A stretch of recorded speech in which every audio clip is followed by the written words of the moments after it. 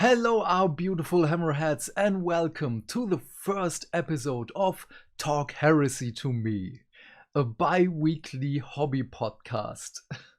So this is a project we wanted to realize a while ago, and now, finally, we are able to do it so. In the first episode, we just want to introduce ourselves for everyone who doesn't know us, and then we're going to talk about the Horus Heresy, Age of Darkness, because it's awesome. Let us introduce us first. Oh, well, if I have to start, my name is Chess. I am, like you can see in my background, mostly responsible for the battlefields, for the scenery. I am not so much the digital content creator, more the artist type. And yeah, I am also a lore and rule fanatic. So I will talk mostly about the lore and rule part. So I started this hobby 13 years ago, and it was all this guy's fault. Yeah, it was totally this fault.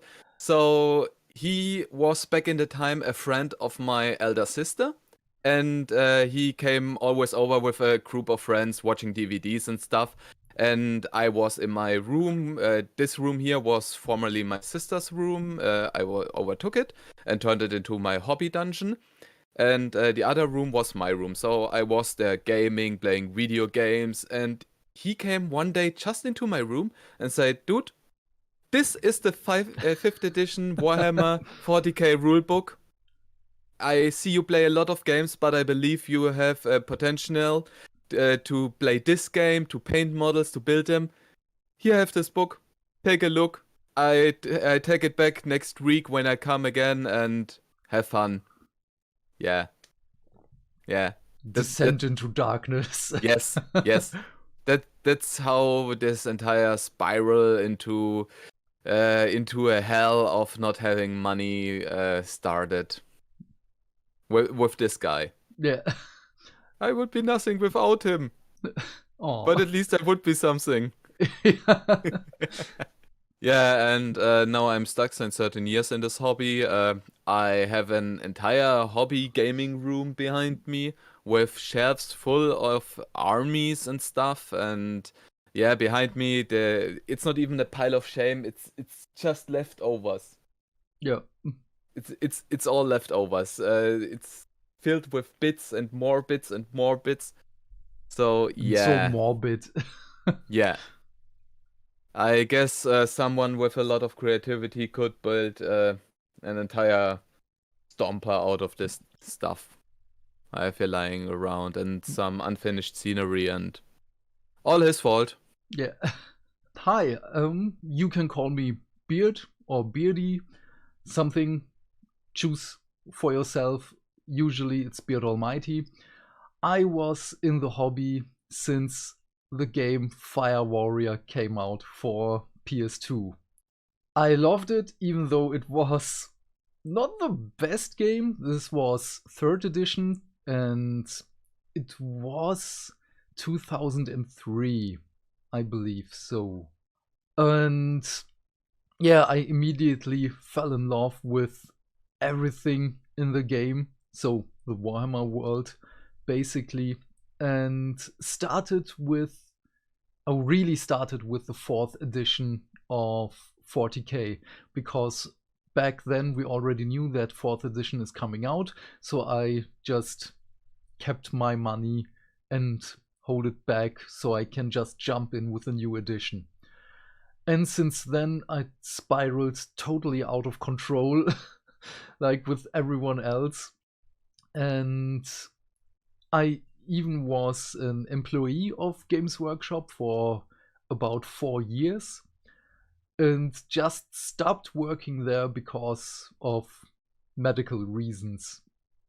But it was amazing still, because I'm still doing the hobby. I love it, obviously. And yeah, this didn't change. It just got worse and worse, but we still love it. For me, it's mostly the painting part. It's so soothing. Lore, of course, I love the lore. It's ridiculous. It's over the top, larger than life heroes and villains, and yeah, there's nothing more to say about it. And of course, you guys now know we're not really brothers, but we are brothers. And this hasn't changed for about 13 years, and I still love him. So, Aw, I love you too. yeah. And yeah, this is us. And I had a hiatus in the hobby because I was studying and had basically no money for a few years. So I have no idea how the Horus Heresy game came to be. And this is where my brother comes in. Please tell us, how did it happen? Well, the Horus Heresy was an expansion back then for 5th edition, if I remember correctly. Could be also 6th edition. I just remember that I saw the first real game, Horus Heresy, around the time 5th, 6th edition transition, and came onto a battlefield with a Primarch somewhat around 6th edition after the 6th edition Apocalypse launched. The great new launch set with this massive, I have one behind me, with this massive huge 6th edition set with this huge case for Oh, 200 euro. I love it. It's still my favorite. You can transport an entire army in this thing. No. And it's heavy. So, and I remember that we had this Apocalypse game, and one of our enemies played Salamanders, and they were led by Vulcan. So, yeah, this was our first touch, and we asked him about it, and he said, yeah, it's okay. The rules are not meant momentarily to be split. So it was the same rule set, the same models. You could just decide, oh yeah, I play now full 40k with everything tower and what's going on, or you say, hey, I play only Horus Heresy, so it was not a standalone game in itself, but more an expansion. And then after a while, they started to produce the campaign books with special rules for certain chapters, legions in this case. For certain armies, what started with Istvan 3. Yeah, it started with Istvan 3, so you had the rule. Yeah, Yes? but if my memory is correct, I believe that Ferrus Manus and Fulgrim were the first Primarchs to be released. Or was it Angron? Oh, currently I thinking can't about it. remember because I think Ankron was the first because the first book was about Istvan 3, and I think the second or third was about wait a second, I just grabbed my copy of Standalone because back there is a nice gallery of books and lore and stuff. Yeah, the characters. Where do we have book 1? Yeah, book 1 was Betrayal. It was Battle of Istvan 3. Oh. Book 2 was Istvan 5. Okay, I have it here. Angron was the first one. After that came Fulgrim, then Ferrus Manus, then Lorgar, and with book 2. Yes. Yeah, with book 2, then book 3, 4, 5. Till book 7. Book 7 was the last one to be released. So it slowly became a standalone series with this campaign books, but they were expensive. They were really expensive, so not everyone had them, and Forge World books. It was complete Forge World. So you could start with Forge World. Oh, here I buy a few sets of the standard MK7 pattern Space Marines, and then use them with upgrade kits or by only racing kits from Fortred. And they slowly made a transition with 2 box sets. The Mark III and Mark IV power armor. Yes. Okay. With the special box sets, I have them in the other room. I still have them. The first one was Betrayal at Kyle's. With Predator and Terminator armor. A priest. Chaplain. Yeah, a chaplain. And was there the Contemptor in it? No, I believe it was the Mark III power armor Marines and the Cataphracti Terminators. Cataphracti and Mark IV. Was it? Mark III was in the follow-up box. The Prospero Burns? Yeah, Prospero Burns. And where was the Contemptor in? Age of Darkness. Yeah.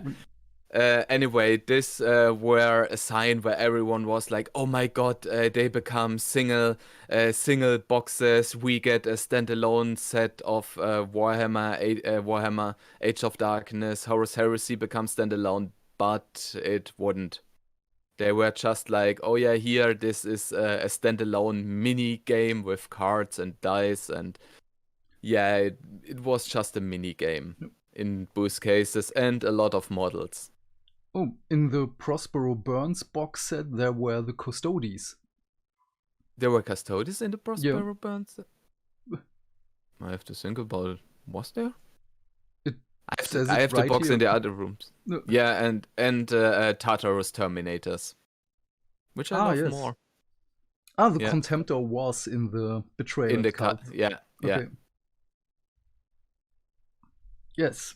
Yeah, also what was awesome in the Prospero Burn box, we had, it was not Björn the Fell-Handed, it was the other Fell-Handed. The Geiger, or how his name is pronounced. Geiger? Yeah, and Geiger. And Everyman was in there. I have 2 in my shelf, both unpainted. So if you want one, you can have one. I have one. It's Araman, come on. Yeah. And afterwards, there slowly became the transition. What means slowly? It was from now. From now to the next moment. Transition, 6th edition, 7th edition to 8th edition. And with this transition from 7 to 8, there was suddenly no room anymore for Horus Heresy. So Games Workshop sat down and they said, "Hey, you guys, let's make the Age of Darkness." So the first edition was also called Age of Darkness? Yeah, it's the second Age of Darkness rulebook. So interesting. It's always the Horus Heresy Age of Darkness, and it's basically nothing else than the same rules of the 7th edition. With some minor upgrades, because rule upgrades, etc. Campaign, special rules. They changed a few things, which I actually find awesome. Like Graviton Weapons. Graviton was a kind of rule that I hated back then. Yeah, it was basically, this weapon always wounds upon your armor save. No, wasn't it that the armor penetration is your armor save?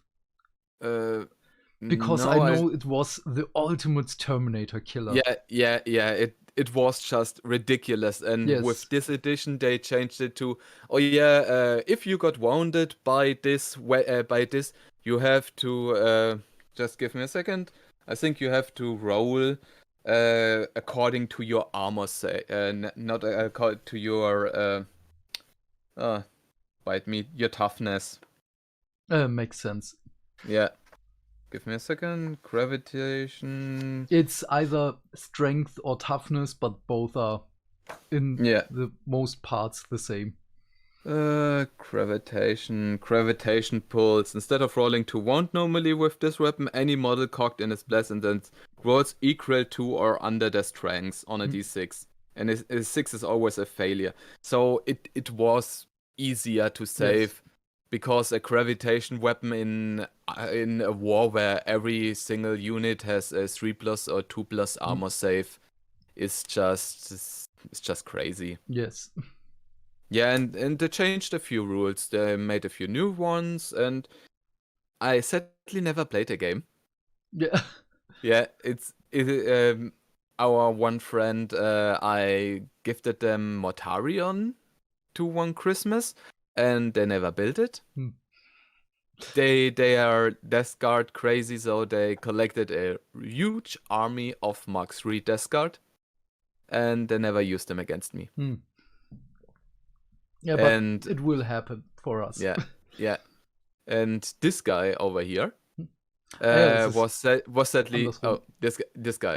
Sorry, I point into nothing. So yeah, this guy over here was sadly occupied with studying and stuff. So but so it's there over. wasn't.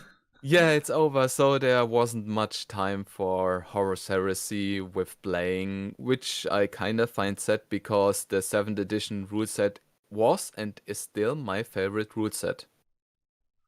Yeah, it wasn't as overblown as of right now. I like the 9th edition, but it's just too much. It's so much stuff. I mean, the 7th edition, yeah, okay, it has special rules for this and for that, and you can only do that, and it is. But if you play a few rounds, so 3, 4, 5 rounds, and suddenly you have got all the rules you need for your army. You know you can do this, you know you can do that. It was complicated, but simple complicated. Yes. What I like about the Horus Heresy, also as of right now, because Age of Darkness 2nd edition is the one I know, that everyone has basically tactical marines. The Devastators, the Havocs, or what they are called, are all the same, and this is such a good basis to balance the forces against each other, because then you have just the Legion special rules and 2 or 3 special units and characters, and that's it. So for me personally, that is a really good basis for a game to start. Yeah, also the 2nd edition will also be a bit less complicated because if you have here, let's say, World Eater special rules, it's the Age of Darkness, it's the special rules for the several legions. It's within the Age of Darkness Legions book. Oh, okay. Yeah, so they so had this is basically the Liber Astartes and Liber Hereticus right now, or not really. So you have in the 1st edition, standalone edition, you have the army list book. Okay. This has all the Legion Astartes army lists. Then if you say you'll play Mechanicus or Dark Mechanicus, you have the Tagmata Mechanicus army book. Oh, okay. And if you play Titan Legions or anything Imperial, you have the Crusaders Imperial list book. Huh. So interesting. And this were so standalone army, but this year is about the few legions that were out at this time with their Primarchs, even if the Primarchs weren't out at this time. So you had the Ultramarines, Dark Angels, those who went in the Siege of Terror, or what do you mean with No. So there were several armies who didn't have rules to this point when this book came out. Okay. Like Dark Angels aren't in White Scars. All those who got first later Space Wolves. So they translated just the rules from the campaign books into these books. So here some rules are extreme complicated. Like if you wanted to play World Eaters. So World Eaters got some special rules like Berserker Charge. All models with the Legion Astartes World Eater special rule subject to this Rite of War gain the Hatred special rule, where it's outside of their own deployment zone. So it was a bit complicated, and then you had limitations. Like you can only use this right of war when you don't have librarians, or so limitations how you build your army. So So basically a nod to narrative games. Yeah. Okay. Yeah, so it was more narrative. Oh yeah, here they have more troop choices instead of so you have to take one more troop choice than normal, so you have to take 4 then 3, and you cannot have more tanks or flyers than troop choices in your army. Okay. So it was a bit more balanced towards the armies, and this will be gone in the new edition. So as far as I saw from several leaks, it will be gone, and yeah, it was kinda an holdback for certain armies. Other rules will be taken over in the new edition, which I'm actually a fan from, like Alpha Legion. They had back here the rule that they could convert one unit from any other legion as one of their own. This is so awesome. I hope they still have the rule I am Alfarius. So, with the warlord who can just, oh, he's dead. Oh, but he is the warlord now. And it's a bit more interesting because in this rule you can write down on a note where Alfarius is, and you can reveal them, and then you remove a unit from a model from this unit and replace it with Alfarius. Okay, maybe it's another rule which I have in mind right now. The one that you have in mind is from the current Chaos Space Marine Codex. No, if you play the Legionis Hereticus right now, because I saw it in the Guerrilla Miniature Games YouTube channel. Awesome channel, by the way. I will link it in the description box down below. And because it's Alpha Legion, I had to watch it. They have a rule in which when your warlord dies, oh no, it's not the warlord, this one is the warlord. You didn't kill him. This rule is currently also in use for when you play Alpha Legion in the 9th edition. Oh, okay. Yeah, when you play Alpha Legion in 9th edition, you can have this warlord special rule, I am Alfarius, and whenever your warlord dies and you have another champion, you just switch them. Yeah, okay. And he's your new warlord. Alfarius had back then a special rule that you can conceal him within a unit, like the assassin from the Skaven. Ah, okay. Like the Deathmaster assassin. So it's kind of funny. Yeah. It also had limitations. I wonder if they take them over, because I have here behind me a little Karn and an Ankron. But my Karn has a Godchild, and back in the edition was limitation here. Karn can only have a Godchild when Ankron is not your warlord. Oh, yes, I just saw the video today from Ash, so Guerrilla Miniature Games. He has another weapon instead of Godchild when Angron and Khan are on the battlefield. Yeah, the cutter. Yes. Yeah, it's here also, so... Yeah, it makes sense, because it's still Angron's weapon. Yeah. He also has in the kit just a huge butcher knife. It's a cleaver. Nice. Yeah, it's his secondary weapon. So if you say, "Hey, I don't want to play the chain axe, I just use this huge butcher knife." But I actually like Godchild. But yeah, there are several rules, and I hope they take over into the books almost everything that's within these books. Yeah, we will see. Oh, and before we forget it, my brother did not watch the videos made by Ash because he wants to read it for himself. Yeah. So I did spoil myself. But yeah, basically. Yeah. No, I will wait till I have the books in my hands, and So okay, then we totally skipped it. Hobby. We Hobby. wanted to talk about what did we hobby on over the last week.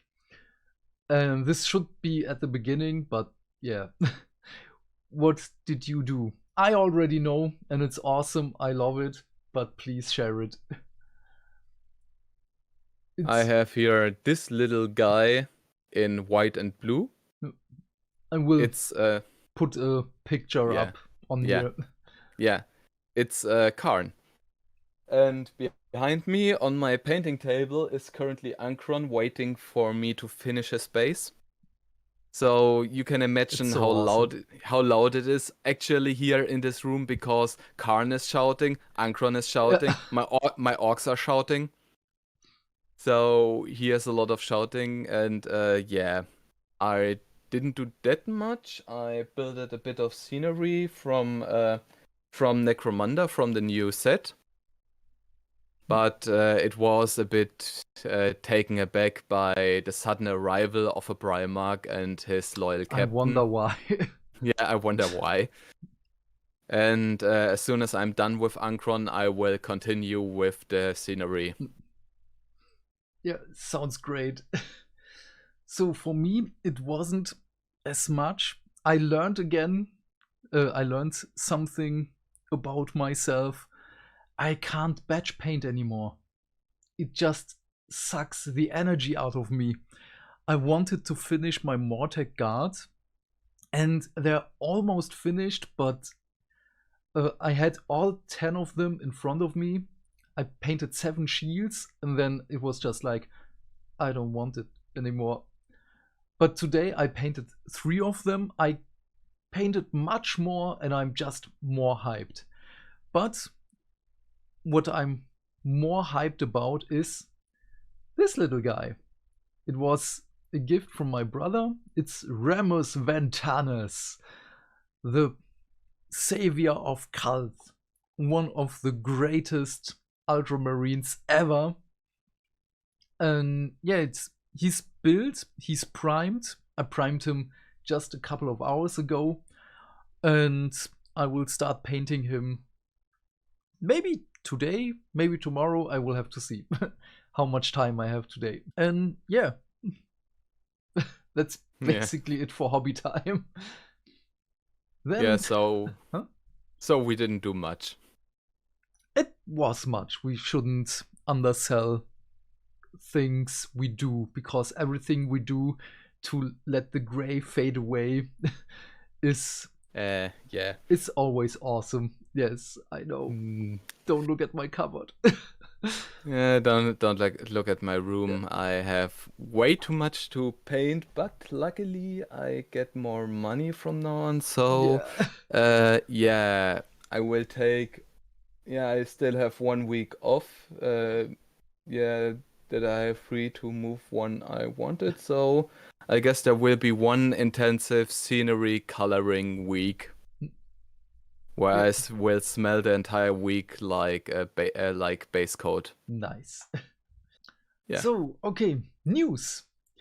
While the date of recording this right now is Tuesday, so we had 4 days of pre-ordering already. So pre-ordering was wild. Mark III, Mark IV power armor are gone. The templates are gone. The Spartan tank, of course. No, not the Spartan, the Kratos. The Demos Rhino is gone. And I don't know, there's so much stuff. The weapon upgrade kits are gone. No, only one. The heavy weapon upgrade kit is still there. Basically everything is gone except for the English version of Age of Darkness. The German version is also gone. No, wait, is it now gone? Because I checked. Or did they restock? Because I checked like 5 minutes, half an hour ago. Because I just love this Horus Heresy website. Yeah. Yeah. Okay, so for a short while it was gone. Yeah. So the heavy, so the Kratos, the 4 and 3 armors are gone. The Daimos, the special weapon is gun, but everything else is. Oh yeah, the templates for weapons are gone, and of course I luckily have them at my Yes. disposal. I have the small ones in so many different colors, and Oh, the the big bookmark is back. It was also oh, gone. bookmark is back. Yes.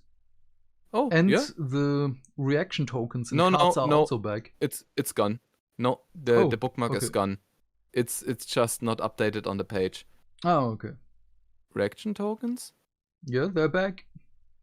Yeah, Interesting. but they're a limited thing that you can order when you buy a box from the website. So Yeah, but I'm not doing that. I'm sorry, but no.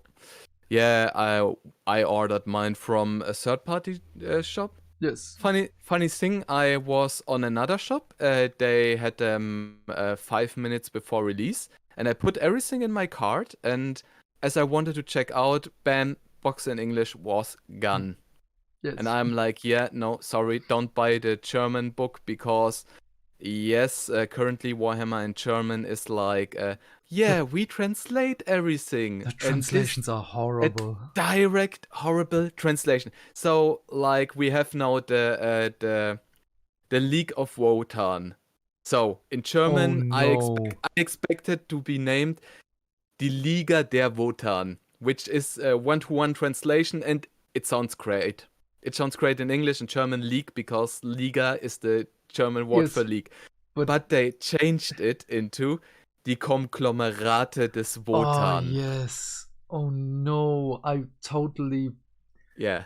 I This heard was that one before and my mind just deleted it. It was yeah. too no, I have nothing to say about this. Or in Age of Sigmar, I regret currently buying the start box from Age of Sigmar in German because the Stormcast Eternals are in German die sturmgeschmiedeten Oh, Ewigen. this is also Yeah. This is like a 5th edition back then when everything had to be translated into German, and in 6th edition the people slowly realized, hey, what are we doing here? And in 7th it's just edition, names. into the 7th edition, German was completely gone. So I still have a few books over there in German where they literally translated everything one to one. Yes. Like It was horrible. like the Crimson Slaughters, suddenly die Scharlachroten schlechter. No. The I have hell? it was a Black Library release. I don't have the book anymore because it was in German, in I which have it. they even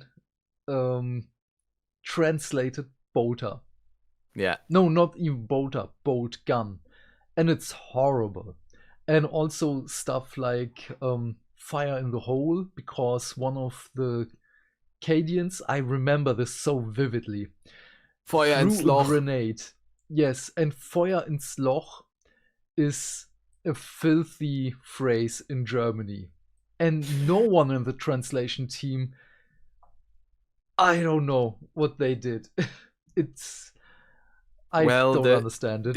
The accurate translation for fire in the hole in German would be like in Deckung.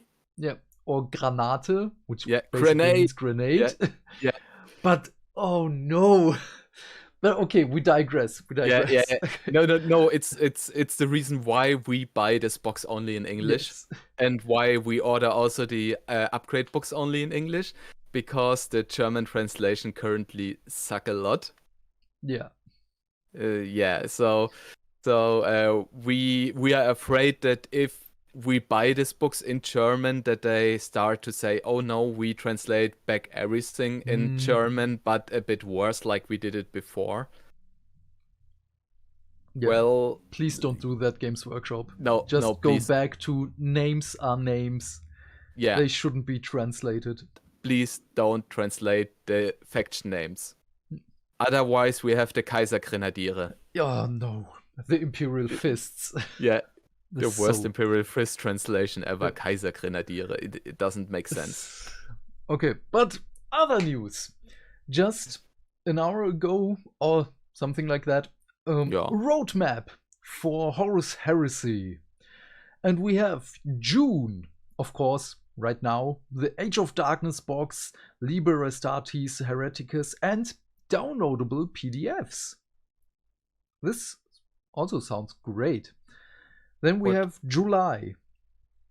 July just says new miniatures.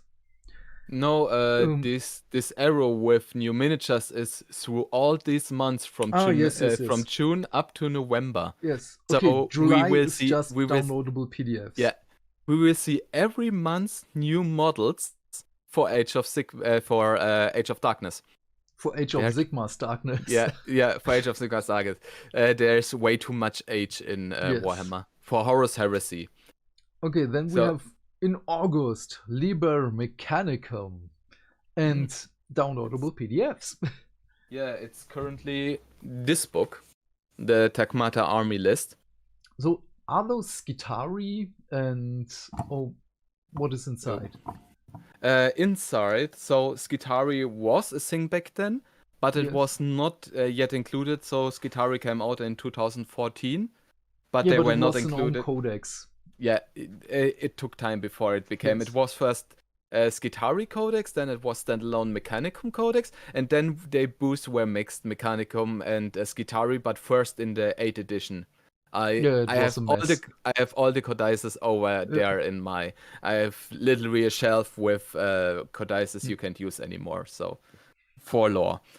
So back then it was HQ Magos or Archmagos, and then Elite Tech Priest Auxiliar, then Etziclura. Break my song. Yeah. Telex cohort, so troop choices, dedicated transports. It wasn't much. It wasn't much, but it was all that Fort World had. Plus a bit of lore and knight army lists and some knights, titans. Yeah, okay, makes sense. Yeah. Okay. Downloadable PDFs, I already said that. September, downloadable PDFs. Also great. Yeah. October, Liber Imperium and downloadable PDFs. Okay, so bi-monthly releases for the Horus Heresy, and these dates are correct at the time of publication. So, yeah, because, of course, everything is in flux right now. I see it at work that we still have problems with deliveries and stuff. I love this little side note beneath. Dates correct at time of publication and assuming no 20 Legion interference. Those damn Alphariuses. Fun fact, I have a small kill team from Alpha Legion. But these will all be supported by legacies of the Age of Darkness, free downloadable PDFs, which contain rules for old Forge World models that aren't at present planned to return to the current range. So you can use your existing models in the new edition. And on top of that, 2 additional army lists will be available to download for other factions.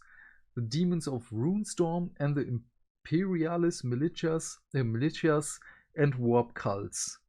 Okay. So the Imperial Militia and warp cults, there are one is the standard Imperial Army, the Imperial Guard or Astra Militarum, like they are now called nowadays, and the warp cults are basically the traitor versions of them, which soon get new models. And the Demons of Ruinstorm are they're just the demons. Yeah. Makes sense. With some special names like Kabanda. So Samus. Yeah. Yeah. So they receive PDF, but I like the legacies of Age of Darkness. So it's not like Age of Sigmar or 40k where it's like, oh yeah, you can play them, but not in this kind of battle. So they just say, hey, we don't plan to bring them back, but you can use them in every battle. Yes. I also love that they bring back the force organization chart. Oh yes. Yeah, I have so many books. So back in the days, So for the ones who wasn't there during the 7th edition, there was something called Fort Organization Chart. I love Where, those. where you could organize a unit after them, and you got special choices and special rules and stuff. And there wasn't something like, oh yeah, you need to use 1 point for this single and 1 point and there and tactic points and the stuff, strategic points. It doesn't existed back then. Yes. It made much stuff simpler, so you just had to remember the rules for this army, for this unit you played, and not for everything that was behind it. So I'm more excited than ever for this return. Okay, before I forget it, because sadly we have to end this episode a little bit early. Shame. Lore of the Horus Heresy. I blamed Siege. It's never Siege. It's always Siege. So there is a lot of misinformation about the Horus Heresy and the lore of it because of meme culture. Yeah. I love meme culture. It's funny, but it dilutes the information we have right now. So I was in the middle of Horus Rising because I wanted to review it for the Black Library reviews. It's a great book. Oh yes, I love it so much. And in the middle of it, I was just like, oh, just a moment. Full stop. I just went to grab another book because now I need the community. Shall I do a regular Black Library review, or shall I take the book apart piece by piece? It will take a little bit longer, not much, to make the piece by piece review, but it would be a dedicated series for the Horus Heresy lore. So please let me know in the comment section. Really will help us all together. Yeah, I guess that's it. If you have any thoughts and questions, please leave them also in the comment section down below. We are keen to know what you have to say. And while you're down there, do all the YouTube stuff, because hitting buttons is fun. Have a great day, my friend. Stay fantastic. Stay hydrated. Stay hydrated? Yes. Always. And we will see you in the next video. Bye. Bye.